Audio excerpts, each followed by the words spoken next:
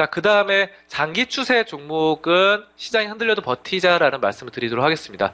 자, 시장이 많이 하락하고 있어요. 앞서서 말씀드렸다시피.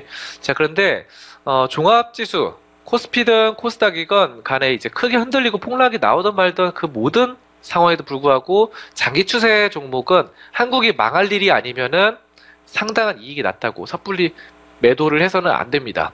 아시겠죠? 시세의 이 끝장을 봐야 된다는 점입니다. 장기 추세. 장기 추세가 중요하다. 그래서, 저번에 시간에도 제가 말씀드렸죠. 뭐, 어떤 종목 있을까요? 바로 삼성전자. 우리나라 대표주죠, 삼성전자. 삼성전자 같은 경우는 이 장기 추세가 살아있잖아요. 그쵸? 이런 종목을 갖고 있다라고 한다면은, 어쨌든 이런 장기 추세가 2011년도부터 계속해서 또 이거는 뭐 너무 초장기로 보신다면은 10년, 20년 가량을 계속해서 장기로 이끌어 왔어요. 이런 장기 추세 있는 종목은 계속해서 올라붙기 때문에 완전히 추세가 급격하게 하락하지 않는다 한다면은 매도해서는 안 되겠다라는 말씀을 드리겠고요. 차트를 보시면은 추세 종목들은 지난번 6월 24일 브렉시트 때에도 그런 폭락 때도 굳건하게 자리를 지켜요. 그래서 이거 보세요. 삼성전자 같은 경우도 사실상 6월 24일 날 좀 하락을 하긴 했습니다. 6월 24일 날 뭐 저점이 4%가량 하락하겠지만 금방 회복되죠. 금방 회복됩니다. 그리고 이때가 네모친 이 부분이 브렉시트거든요. 이때 하락하고 다시 훨씬 더 뛰어오른다는 것입니다. 그래서 브렉시트 때보다 지금 하락이 더 힘든 장이에요. 왜냐하면 코스닥 시장 자체가 그때 때보다 훨씬 더 하락을 해 있는 그때 이런 시점이거든요. 그때의 코스닥은 626포인트가 저점이었는데 지금은 오늘 같은 경우는 611포인트까지 깔아앉고 있기 때문에 오늘이 그때보다 더 큰 하락을 벌여주고 있다는 점 말씀드리겠습니다. 자, 이런 시장에서도 큰 추세가 살아있는 종목들은 버리면 안 된다라는 것이죠. 자, 그래서 이런 모든 시장 상황이 진정되기 시작한다라고 했을 때는 또다시 불을 뿜기 시작합니다. 그래서 초장기적인 추세 종목은 한 차례 시세가 난 후에 거래량 과다와 이격 과다가 해소되면 새로운 시세가 시작됩니다. 자, 그런 점도 명심해야 되고요. 그 새로운 시세는 이전의 시세보다 더 거센 힘으로 상방 분출을 보여주게 됩니다. 자, 그래서 바로 6월 24일 날 브렉시트 투표 때 떨어졌지만 금방 회복되면서 7월 달에 벌써 전 고점을 돌파하는 이런 흐름들을 나타내고 있죠. 자, 그래서 이런 삼성전자 같은 이런 종목들에 대한 발굴이 중요하겠고요. 뭐 저도 실수를 합니다. 저도 투자 전문가로서 항상 여러분들께 급등주 소개해드리고 싶은데 저도 인간이상 모든 사람들은 실수를 해요. 제가 예전에 실수했던 것은 뼈아픈 실수 보시면은 한 차례 큰 시세 후에 시장 환경에 수많은 노이즈에 민감하게 반응을 타시고 또 엄청난 시세폭을 놓치는 결과를 나왔거든요.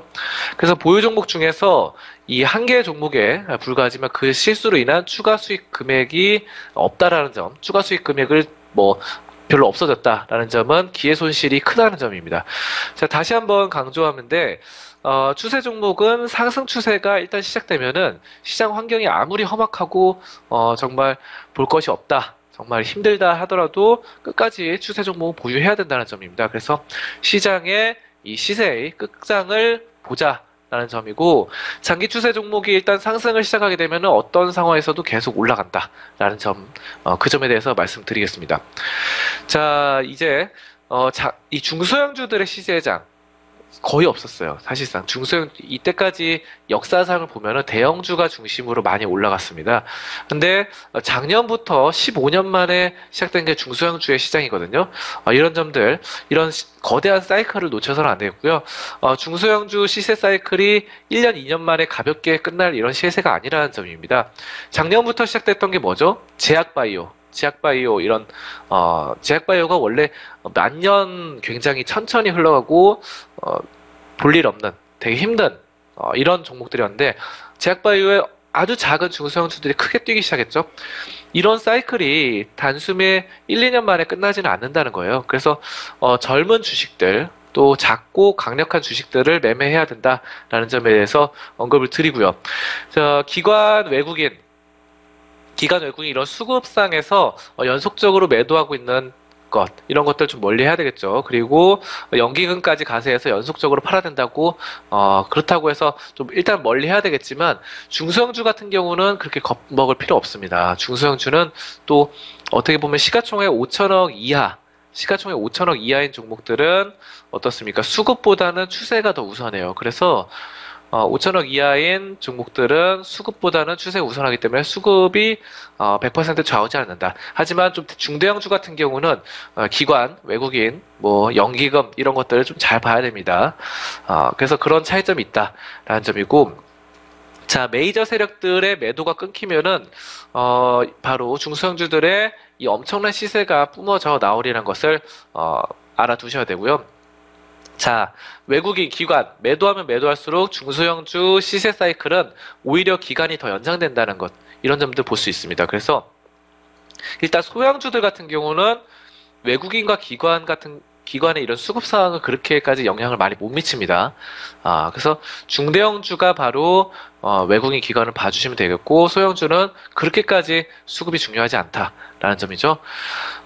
추세는 총칼을 가진 무력보다도 훨씬 더 강한 것입니다. 자, 그래서 추세가 모든 방해에도 불구하고 결국 끝까지 좋아진다, 끝까지 올라간다, 한쪽을 유지한다라는 관성의 법칙을 띈다는 것이죠. 자, 그런 점들 알아두시면 되겠고요. 저도 예전에 이런 추세에 대한 부분들, 그러니까 시장 추세는 하방이 맞아요. 하지만 종목 추세를 말씀드린 것입니다.